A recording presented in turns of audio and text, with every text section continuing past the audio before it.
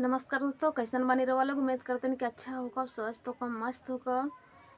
तो दोस्तों हम लोग भी अच्छा बन जा, स्वस्थ बन जा, मस्त बन जा। और आज हम सुनाया जाता नहीं एगो लड़की नहवावन गीत कैसे बिहार में गावल जाला। तो हमारे वीडियो पर पूरा बना रही जा। और वीडियो अच्छा लगल तो वीडियो को लाइक, चैनल सब्सक्राइब जरूर कर दीजिए।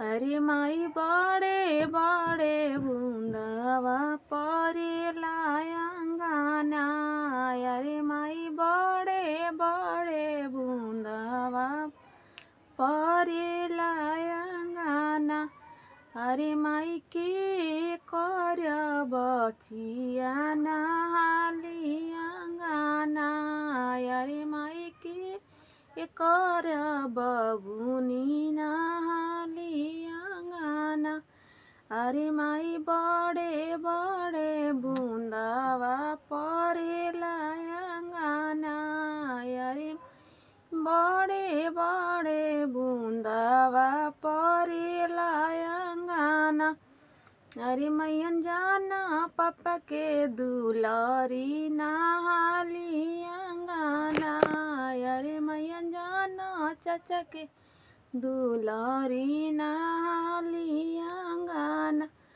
अरे माई बड़े बड़े बूंदवा परेला अंगना, अरे माई बड़े बड़े बूंदवा परेला अंगना, अरे मई अन्न जाना भैया के बहिनी नहाली अंगना, अरे मैयन जाना भैया के बहिनी नहाली अंगना, अरे माई बड़े बड़े बूंदवा परेला अंगना, अरे माई बड़े बड़े बूंदवा परेला अंगना, अरे माई के कर बेटी नहाली अंगना, अरे के कर बचिया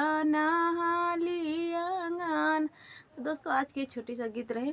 तो कैसा ना, और वो लोग कमेंट से जरूर बताइए, कमेंट करके, या कौन से जिला से देखा तनिया जरूर कमेंट करके बताइए दोस्तों। फिर मुलाकात है एक नई वीडियो के साथ, तब तक के लिए आज की वीडियो में इतना ही। By by.